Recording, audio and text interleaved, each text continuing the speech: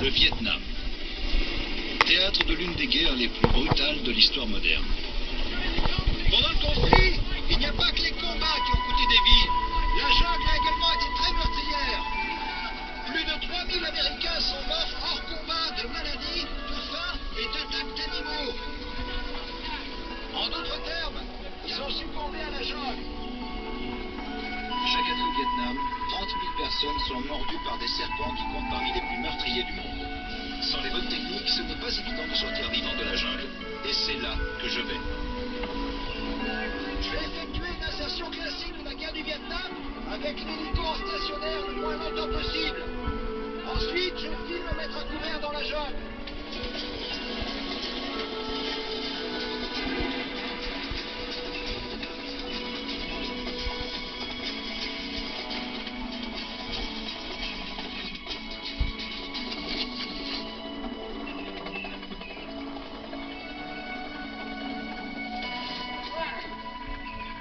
Regardez-moi ça. Ça, c'est de la vision. C'est parti. Près de la moitié du Vietnam est couvert de forêts tropicales humides. Dans la végétation dense de la jungle, la visibilité n'est souvent que de quelques mètres.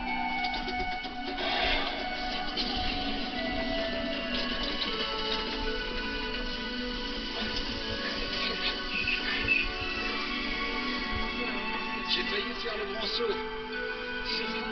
On n'y voit rien, la végétation est tellement dense. Il y a une rivière en bas. C'est une bonne nouvelle, c'est ce que je cherchais. Quand les prisonniers parvenaient à s'échapper, ceux qui s'en sortaient et arrivaient à quitter le Vietnam étaient souvent ceux qui avaient trouvé une rivière et l'avaient suivie. Allez, on descend. Une rivière conduit souvent à la civilisation. Mais pour l'atteindre, je dois d'abord descendre une paroi à pic. Donne ta main. Voilà. On va longer par là.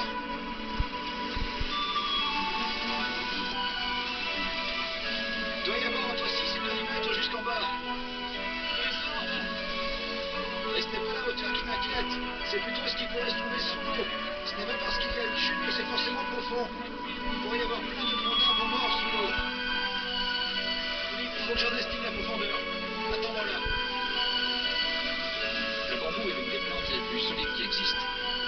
Il a la même résistance à l'attraction que l'acier et pousse au bord des rivières et des cours d'eau. J'enlève toutes ces petites branches sur ma tige de bambou. Le but, c'est d'obtenir une sorte de longue lance.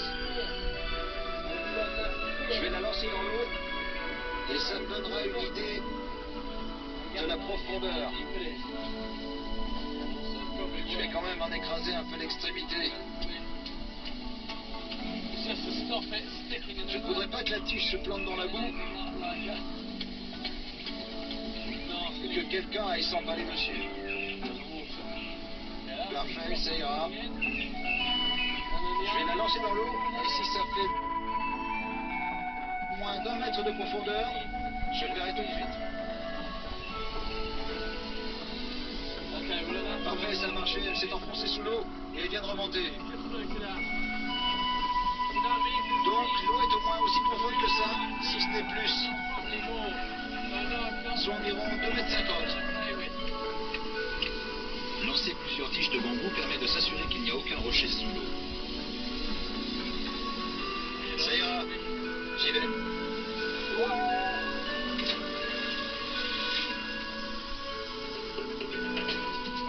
Génial!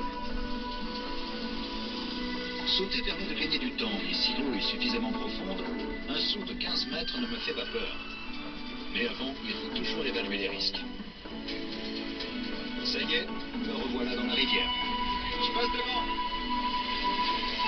Les rivières sont des routes naturelles à travers la jungle et ce sont souvent les plus rapides.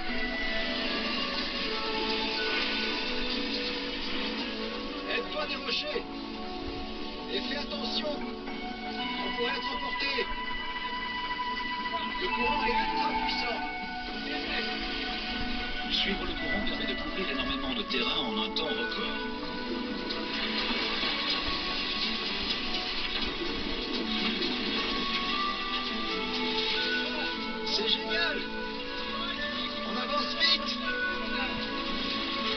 Mais il ne faut jamais baisser sa garde. Les rivières peuvent être traîtres. Arrête-toi, arrête-toi.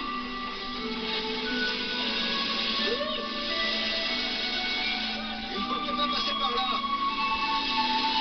Vous voyez? On se fracasserait sur les rochers jusqu'en bas. Voilà pourquoi il est si difficile de survivre dans la jungle. Les obstacles se suivent les uns après les autres. Imaginez un peu essayer de survivre et en plus devoir se battre. C'est pour ça que c'était si dur pour les jeunes GIs. À peine sortis du lycée, ils étaient plongés là-dedans sans aucune expérience. Et il n'y a pas que les gorges, les crues subites, les chutes d'eau et la jungle impénétrable. Il y a aussi tout un tas de bestioles et de serpents qui grouillent partout. On parle souvent du choc de la jungle. Et pour y faire face, le mental est aussi important que le physique. Allez, faut trouver un moyen de descendre ça. Vas-y doucement. C'est ultra glissant. C'est pas mieux de ce côté-là. Je pense que si j'arrive à atteindre ce rocher, vous le voyez, je pourrais me laisser glisser jusqu'en bas. Il me faudrait une grosse branche bien solide pour traverser. Je vais aller voir ce que je trouve. La jungle est pleine de ressources. Il me faut une branche ou un tronc suffisamment solide pour supporter mon poids.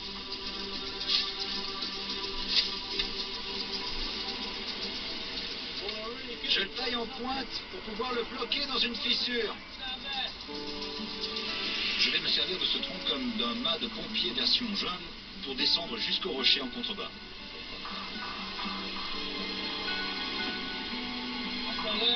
Parfait, il est bien coincé des deux côtés. Ça ira. Le truc, c'est d'éviter l'eau qui coule en dessous. Le courant est beaucoup plus fort qu'il n'y paraît. Au moindre contact, on pourrait être emporté.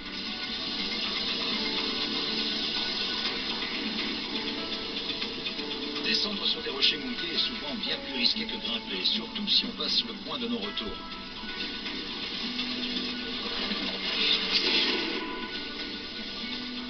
J'ai perdu mon mât. Je suis coincé. Attendez, vous voyez ce tronc? Dans l'eau, juste en dessous?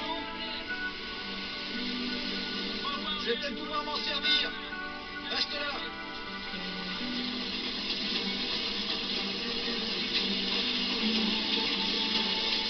Des centaines de litres d'eau se déversent chaque seconde.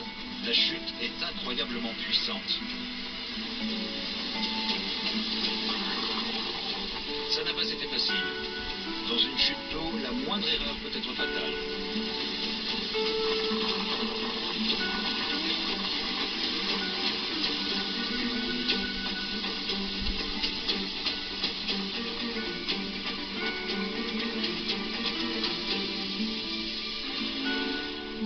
Attends.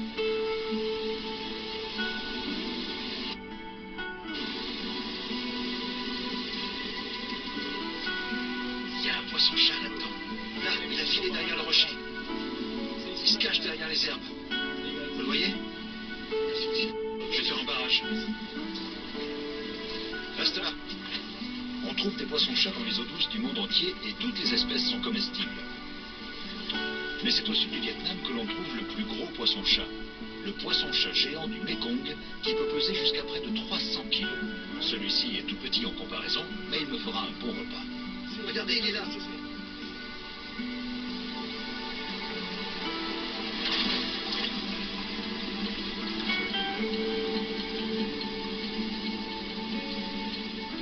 Il a glissé. Je vais barrer ça aussi. Il sera pris au piège.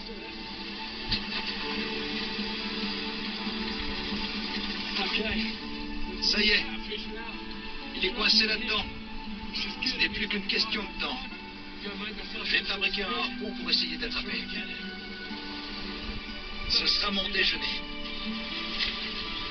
Le bambou aiguisé peut devenir un harpon redoutable et je peux mettre toutes les chances de mon côté pour attraper ce poisson-chat. Je vais fendre l'extrémité de cette tige de bambou pour en faire 8 pointes que je vais ensuite bien aiguiser.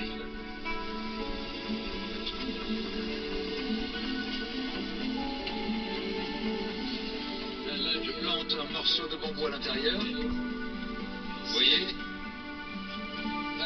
Comme ça écarte bien les pointes. Les communautés vivant au bord des rivières pêchent au harpon depuis des millénaires. La technique est si ancienne qu'elle figure même sur des peintures rupestres. Voilà. Et maintenant, j'aiguise les pointes. Ça va être beaucoup plus efficace pour pêcher qu'un harpon à pointe unique. Ça y est, elles sont bien aiguisées. J'enlève tout ça. Et voilà le travail. À nous deux, le poisson shark. Je ne le vois plus. Il peut aller se planquer sur le bord, derrière ces herbes pour se mettre à l'abri. Il sait que je suis là. Il se cache, c'est normal. Le voilà.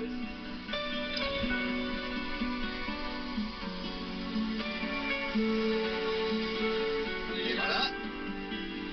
Dans le mille. Il faut bien faire attention à ces barbillons. Regardez. Vous voyez? Cette petite pointe au bout.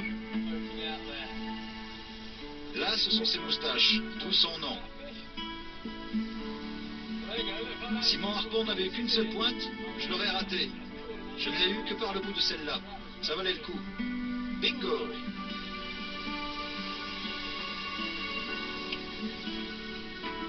Je me débarrasse de la tête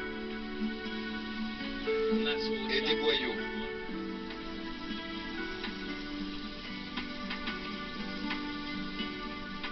Et tout le reste est bon à manger.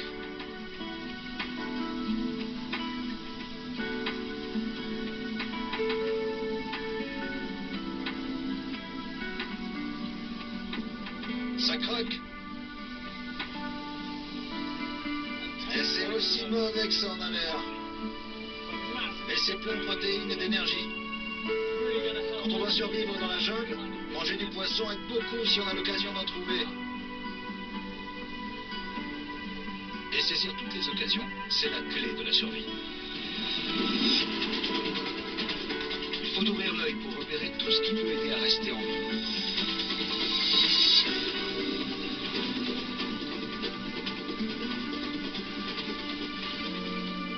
Regardez, un pain. On ne trouve pas de pain à cette altitude.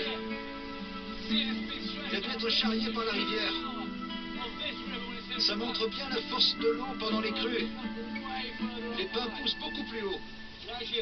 Il est très résineux et c'est parfait. Je vais m'en servir de petit bois. Ce genre de pain peut contenir jusqu'à 80% de résine, ce qui le rend très inflammable, même dans l'humidité de la jungle.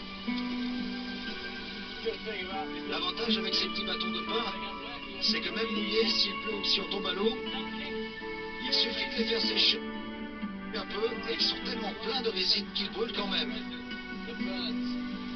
Allez, je repars. Il faut lire la rivière pour repérer les signes du danger.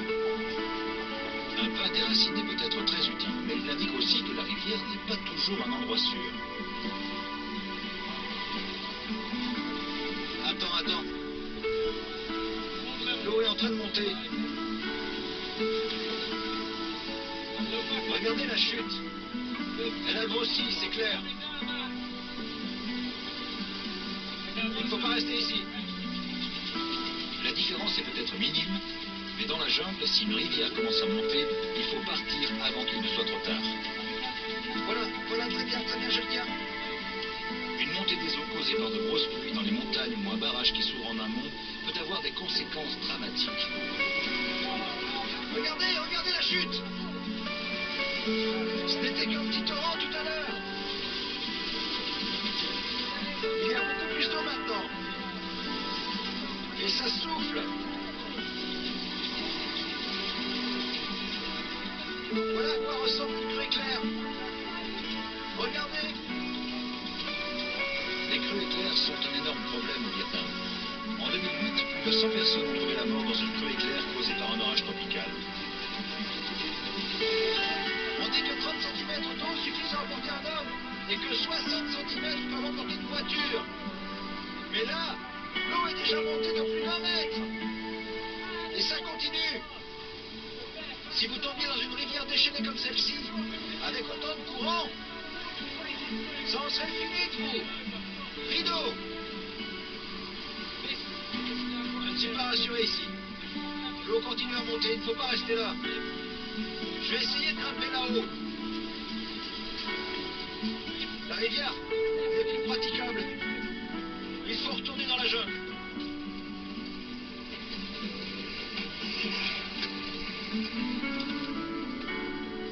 Mais la jungle comporte ses propres dangers. Couvre-toi les yeux. Un cobra cracheur. Pas plus près. Regardez, vous voyez? Voyez comme il me fixe.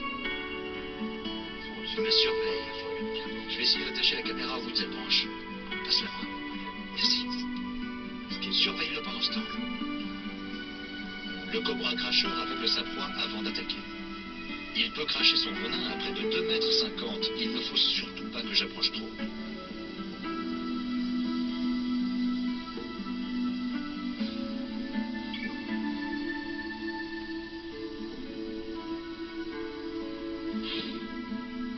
Son poison attaque le système nerveux et paralyse.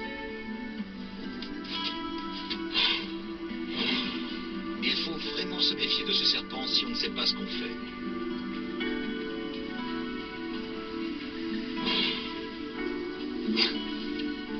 Regardez, on voit son venin sur la caméra.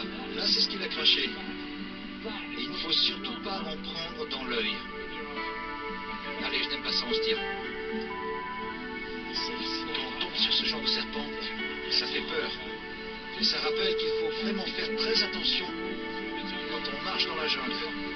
C'est souvent une bonne idée d'avoir le pas lourd parce que les serpents ressentent les vibrations. Et si vous les prévenez de votre arrivée, en général, ils s'éloignent. Dans la jungle, tous les animaux veulent votre peau, les gros comme les petits. Et c'est l'une des plus petites créatures qui est aussi la plus agaçante. Tous ceux qui ont passé du temps dans la jungle vietnamienne connaissent bien les sangsues. J'en ai partout.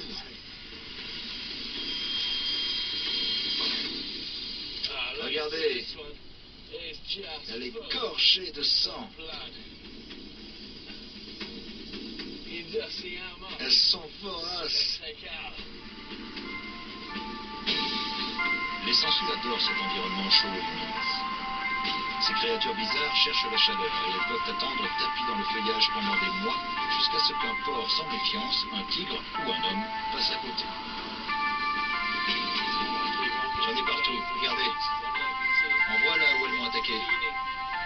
J'ai du sang sur mon pantalon.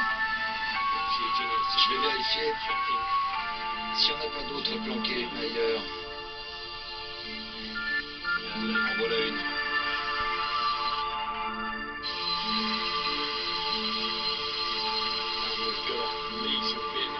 Le nom latin de la sangsue du Vietnam signifie sangsue terrifiante et féroce.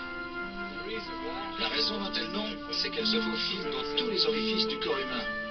D'ailleurs, on raconte l'histoire d'un soldat au Vietnam qui en a eu une qui s'est glissée dans son pénis et qui est remontée jusqu'à sa vessie. C'est le genre de choses qu'il vaut mieux éviter.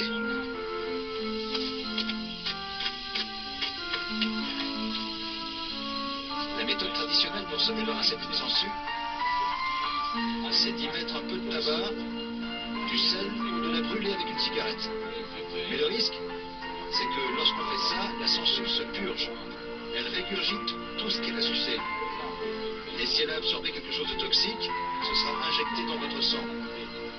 C'est pour ça que, d'après moi, il vaut encore mieux la laisser se gorger de sang et tomber toute seule. Et à cause des anticoagulants qu'elle injecte, tout ce qui pourrait être toxique va s'écouler naturellement. La jungle épuise les ressources du corps. Il ne faut laisser passer aucune occasion de faire le plein d'énergie. Si on fait attention, on peut trouver de la nourriture dans des endroits étonnants et il faut s'attendre à tout. Venez voir.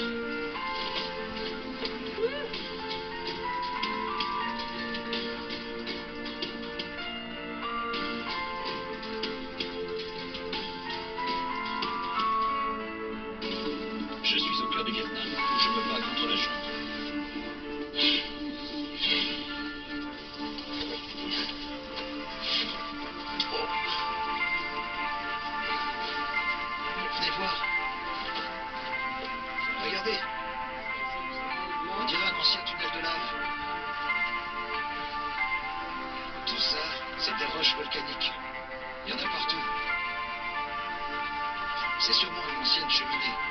Et tout ça, tous ces morceaux de roche, c'est de la lave en fusion qui a durci. Les grottes, c'est toujours assez sinistre. Mais on y trouve souvent de quoi manger. Les petites bestioles et les serpents adorent ce genre d'endroit. Je vais me fabriquer une torche et aller voir ça de plus près. Encore une fois, je vais me servir d'une tige de bambou. J'y plante une bonne poignée de mes bâtonnets de pain. Voilà, ça ira. Et pour y mettre le feu, je prends un morceau de pain résineux et je le gratte pour faire des copeaux.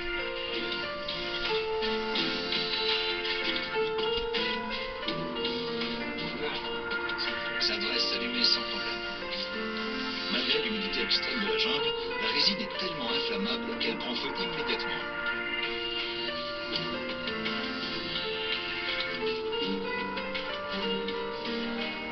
Parfait. Avec toute cette résine, la torche devrait brûler pendant 10 bonnes minutes. En situation de survie, les grottes peuvent être un bon endroit où s'abriter et trouver de quoi manger. Le problème, c'est que les animaux le savent aussi. On ne sait jamais sur quoi on va tomber. Regardez-moi ça. C'est immense. Regardez. C'est vraiment sinistre.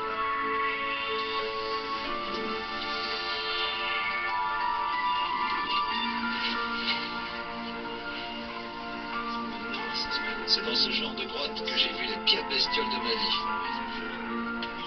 Souvent, elles se cachent dans les fissures du plafond. Voyons un peu.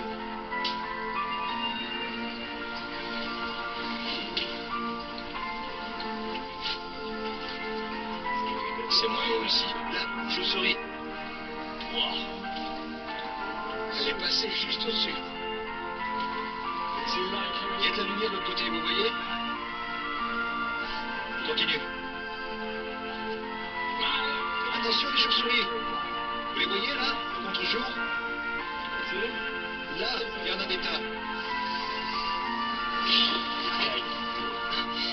Bien que souvent porteuses du virus de la rage, les chauves-souris grillées sont très appréciées dans certaines régions du Vietnam. Elles sont beaucoup plus rapides que moi. Elles peuvent voler à la vitesse de l'éclair, même dans le noir, grâce à leur sonar. Mais avec ça, je vais peut-être pouvoir en avoir une, si je suis assez rapide. Attention, recule un peu.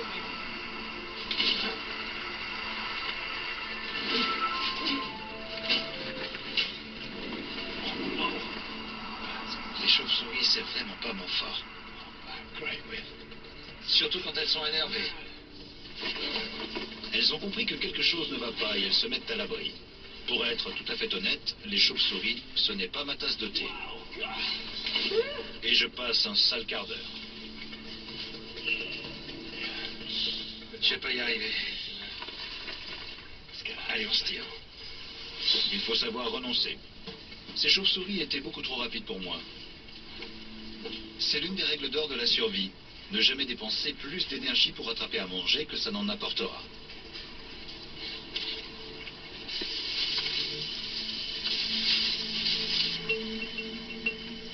Dans la jungle, c'est toujours un soulagement de voir le soir arriver et la chaleur torride diminuer un peu. Mais ici, près de l'équateur, la nuit tombe vite et il ne faut pas traîner pour trouver de la nourriture et se faire un abri. Ici, ça me paraît pas mal. Pour monter le camp, avec toutes ces branches, je vais pouvoir me faire un lit surélevé. Il y a de l'eau à proximité et sans doute de la nourriture dans le coin, mais l'essentiel, c'est de ne pas rester au niveau du sol, là où vivent toutes les bestioles et les fourmis. La nuit, le sol de la jungle grouille d'insectes qui piquent et de tout un tas de bestioles. Se faire un hamac ou un lit à au moins 30 cm du sol est indispensable si vous voulez dormir. Ça va être assez rudimentaire, mais au moins je ne serai pas au niveau du sol. Et en plus, à cette hauteur, on sent une petite brise très agréable comparée à la chaleur et à l'humidité de la jungle en bas. La nuit est un bon moment pour chasser, car un grand nombre de proies potentielles sortent pour se nourrir. Encore une fois, le bambou va se révéler très utile pour fabriquer un piège. Regardez ces pointes. Elles sont bien acérées. Pendant la guerre, les Viet Cong utilisaient souvent des pièges à animaux de ce genre, avec des résultats ravageurs. En gros, ils les transformaient en pièges à soldats. Et souvent, ils enduisaient le bout des pointes d'excréments humains. Leur but n'était pas de tuer, mais de mutiler. Ils savaient qu'une patrouille était beaucoup plus vulnérable si elle devait s'occuper de blessés que si un soldat était tué. C'est ça la guerre psychologique. Moi, tout ce que je veux, c'est trouver quelque chose à manger. Ça y est, il ne me reste plus qu'à installer le mécanisme de détente. Une fine liane servant de fil de détente est attachée à un bâton ressort qui enclenche le piège dès qu'une proie le touche. Simple, mais mortel. Voilà, ça y est. Si un animal passe par là et l'enclenche, il se fera embrocher là-dessus. Allez, je l'arme et je monte dans l'arbre. Regardez un scorpion, vous le voyez? C'est un gros pépère. Il est là-dessous. Là. Quand on ramasse un scorpion, il faut faire très attention. Le secret, c'est de l'attraper par le dard au bout de la queue. Tant qu'on le tient par là, il ne peut pas piquer. Mais parfois, quand les pinces remontent, les gens ont peur. Ils lâchent la queue et du coup, ils se font piquer. Quand on le tient par la queue, il ne faut surtout pas le lâcher. Ça va me faire un bon dîner ce soir. Tiens-moi ça.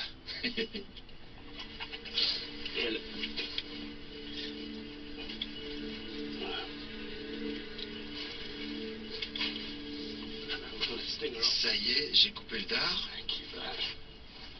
Je vais le garder pour tout à l'heure quand j'aurai monté le camp.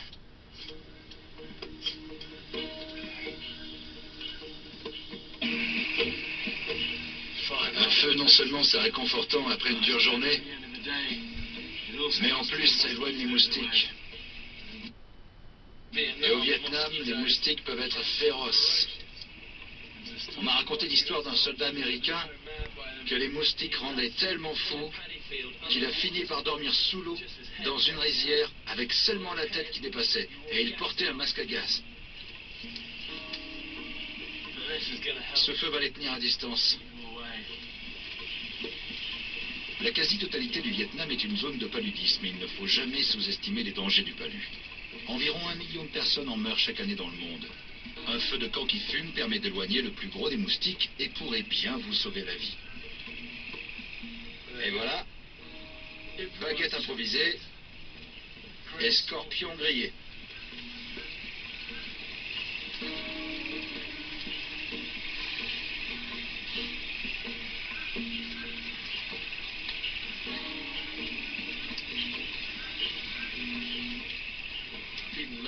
J'ai déjà mangé des tas de scorpions crus et c'est immonde. Mais grillé, c'est pas mauvais.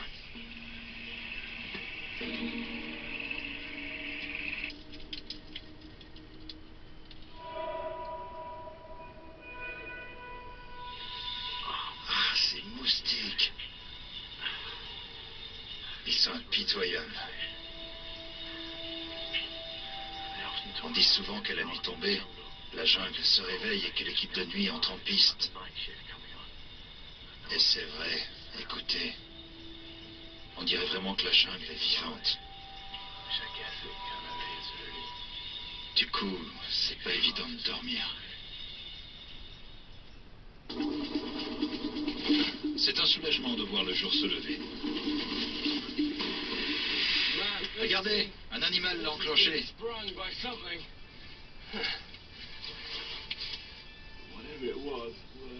Mais il a eu de la chance. Il devait être rapide. Je vais pas laisser ça là. Il s'en est fallu de peu, mais le piège n'a pas fonctionné.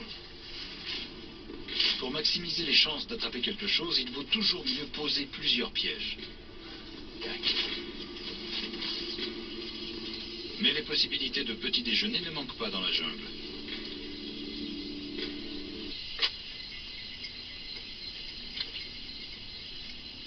Là, un vieux nid de termites. Regardez, vous voyez?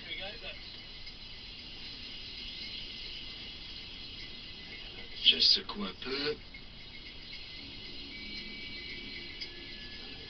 Vous voyez tous ces petits gars? Ce sont des termites. Et vous voyez ceux-là? Ils sont plus gros. Ce sont les ouvriers, les termites qui déplacent toute la colonie. Plus gros, donc plus nourrissant. Ça pince. Regardez-le, il se cramponne au bout de mon doigt.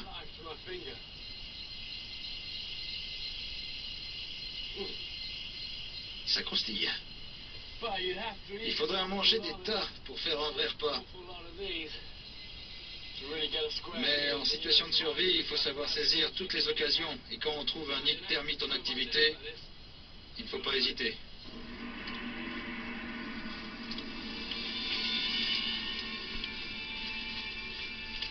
Un adulte moyen peut passer 2 semaines sans manger avant que cela n'ait de conséquences néfastes.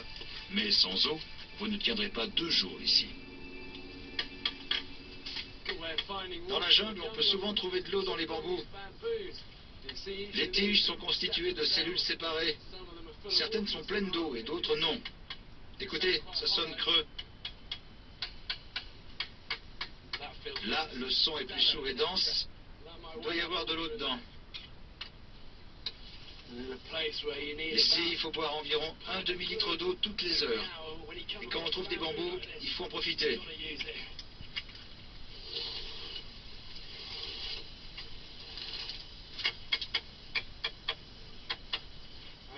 J'ai entendu parler d'une patrouille américaine de 140 soldats, dont 70 ont été victimes d'un coup de chaleur parce qu'ils n'avaient pas assez bu. Regardez. Il n'y a pas d'eau là-dedans, mais il y a ça.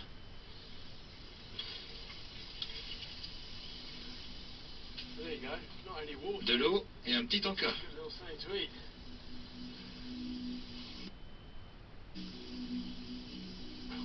Génial.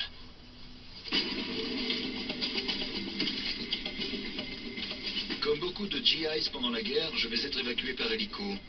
Il ne me reste plus qu'à localiser la zone d'atterrissage. Mais garder le cap dans la végétation dense de la jungle est plus facile à dire qu'à faire. Parfait, ça fera l'affaire. L'un des plus gros problèmes, quand on veut quitter un endroit,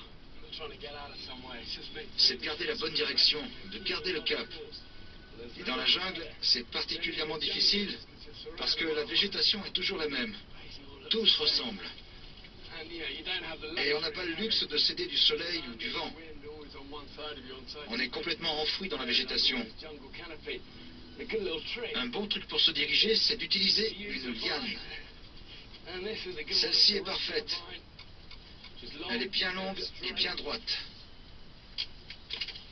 Il faut la couper le plus long possible. On prend le bout. On fait des boucles. On la bloque. Et il ne reste plus qu'à avancer. Et toutes les minutes environ, on se retourne pour s'assurer qu'elle est bien droite. Ça veut dire qu'on n'a pas dévié. Allez, j'y vais. C'est une méthode simple et bien qu'elle ne soit pas infaillible à 100%, elle permet de progresser rapidement dans la jungle en étant sûr de ne pas tourner en rond.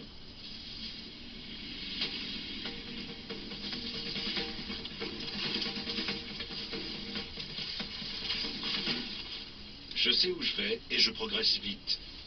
Mais je rencontre bientôt un obstacle. Une profonde ravine me barre la route.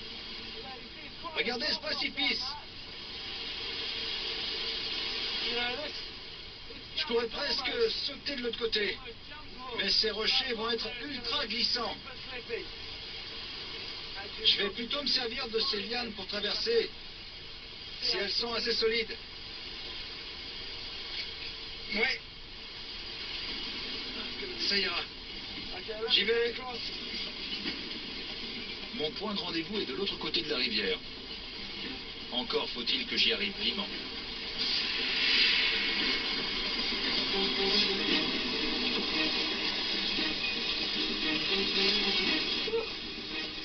C'est pas le moment que ça casse.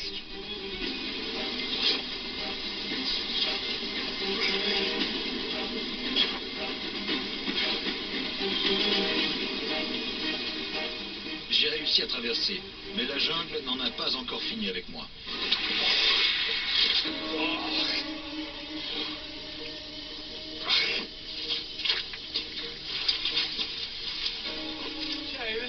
Regardez, un vieux tunnel de chemin de fer désaffecté. Il traverse toute la montagne. Ça va me faire gagner beaucoup de temps de passer par là. Ce tunnel est un vestige bizarre du passé colonial du Vietnam. Sous la domination française, un réseau de chemins de fer a été construit à travers le pays. Mais après le conflit avec les États-Unis, les matériaux bruts sont devenus rares et les Vietnamiens ont démantelé les voies pour en récupérer le métal, laissant les tunnels comme celui-ci tomber en ruine. Il y a des années et des années de boue et d'eau là-dedans.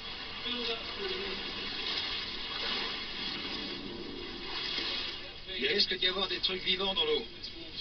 Il faut rester vigilant. On pourrait avoir une mauvaise surprise.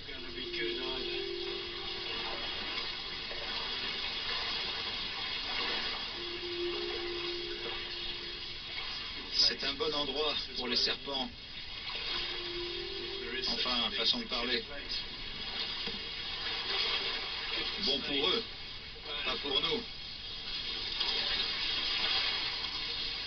Regardez. Vous la voyez? Une grenouille.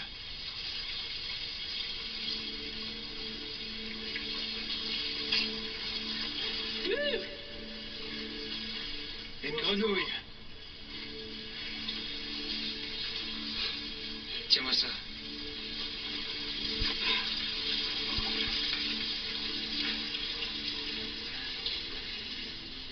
La plupart des grenouilles sont comestibles. Ce n'est peut-être pas très appétissant, mais ici elles sont très appréciées. Quoique, pas crues. Tout ça, c'est les boyaux. Je les enlève.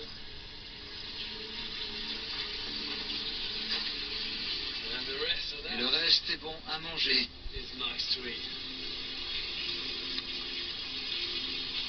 Appelées poulets verts, les grenouilles sont souvent au menu au Vietnam. Mais en général, elles sont cuites.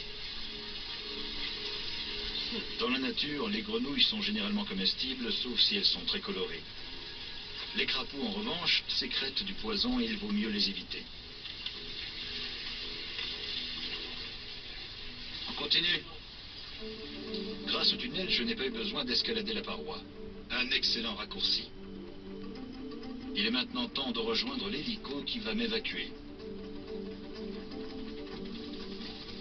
J'entends des bruits de rotor au loin. L'hélico approche. Il faut trouver une clairière. Ici, dans la jungle, on n'a aucune chance d'être repéré. Il faut trouver une zone dégagée. Allez, suis-moi.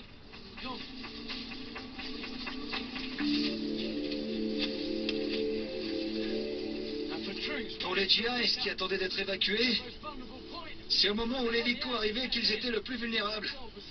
Ils devaient rester à couvert jusqu'au dernier moment, puis courir le plus vite possible jusqu'à l'hélico. Allez, je vais faire un feu. Cet arbre fera l'affaire. Il est au milieu de la clairière, et s'il brûle, ce sera visible à des kilomètres. Un feu de localisation avec un bon panache de fumée peut être vu à plus de 30 km. L'hélico se rapproche et il y a de bonnes chances que le pilote le repère.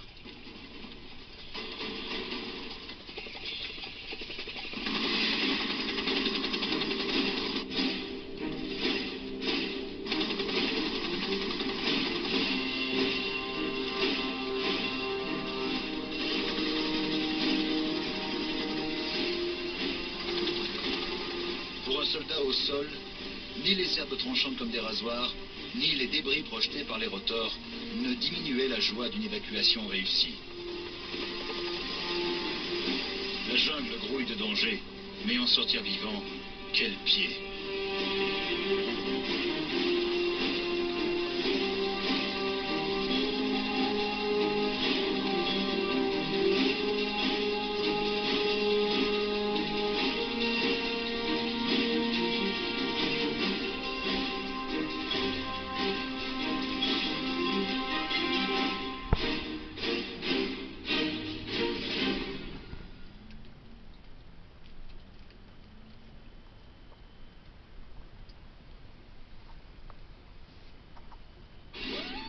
Je m'appelle Bear Grylls, et je vais vous montrer comment sortir vivant de quelques-uns des endroits les plus dangereux de la planète.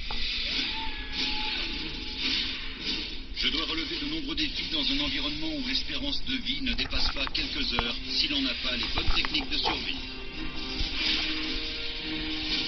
Aujourd'hui, je me trouve dans l'ouest de l'Irlande. Je vais devoir me frayer un chemin le long d'une côte battue par les tempêtes. La côte semble très inhospitalière. Je devrais survivre au terrain escarpé de la lande. Et je m'enfoncerai jusqu'au bout dans un marécage à la recherche de nourriture.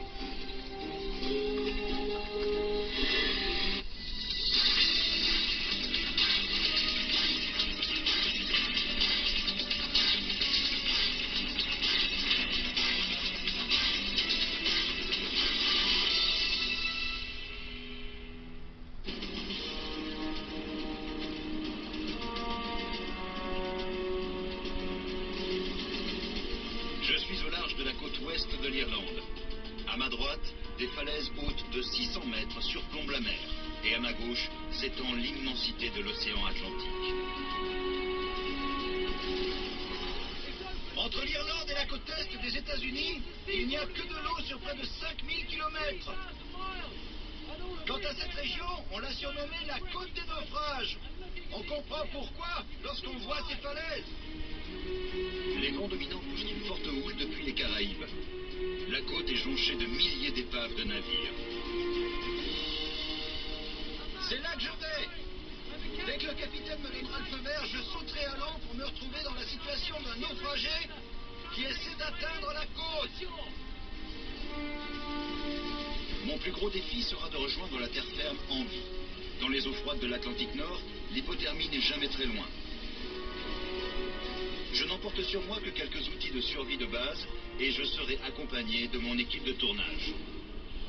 À cette vitesse, on peut se blesser si on ne tombe pas correctement dans l'eau. Je vais utiliser une technique des forces spéciales qui va me transformer en véritable balle de caoutchouc humaine.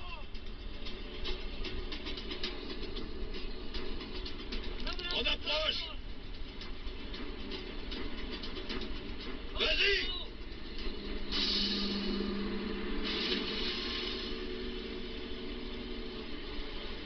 J'ai sauté à l'eau à plus d'1 kilomètre de la côte. Tout à coup, je me sens très seul.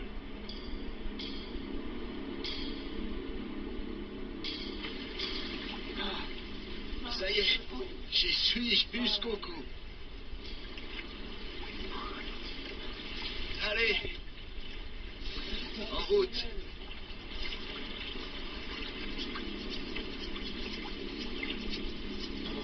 La première chose que l'on remarque une fois dans l'eau, c'est à quel point elle est froide. C'est l'Atlantique Nord. Et on sort à peine d'un hiver long et froid. Il faut que je me dépêche d'atteindre le rivage. L'eau n'est qu'à 11 degrés. De quoi tuer un homme en 2 heures.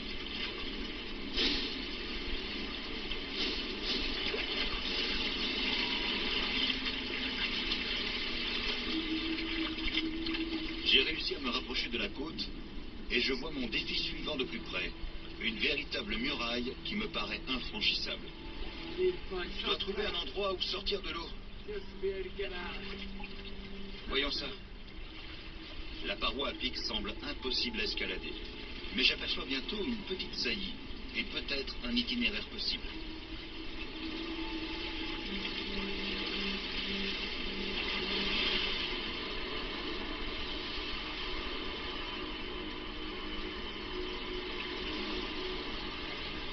Ça fait du bien de sortir de cette eau froide. Je pense que je devrais pouvoir me frayer un chemin le long de ces rochers. J'ai failli y retomber. C'est glissant par ici. Faites attention. Il faut que j'atteigne le haut de la falaise pour me mettre définitivement hors de danger. Il y a peu, un homme de la région a été assommé et emporté par une vague près d'ici. Son corps a été retrouvé quelques jours plus tard, un peu plus loin sur la côte. Ce n'est vraiment pas un endroit où il fait bon s'attarder. Attendez un peu. Je vais voir ce que ça donne. La meilleure solution est de continuer à avancer dans l'espoir de trouver une brèche dans la falaise. Mais je n'en vois aucune. La saillie s'arrête net et je me retrouve coincé. C'est un cul-de-sac. Il n'y a plus beaucoup de solutions. Il n'y a que des falaises d'un bout à l'autre. C'est vraiment un contre-cœur. Mais je n'ai qu'une solution. Retourner dans l'eau pour essayer plus loin. Il faut être très prudent lorsqu'on saute d'aussi haut. Au-dessus de 7 mètres, on risque des blessures très graves. Un homme s'est tué dans le même genre de saut que celui-ci il y a quelques jours. Il ne pouvait pas voir le fond. Ici, l'eau est très claire. Il faut juste que je saute assez loin. J'y vais en premier.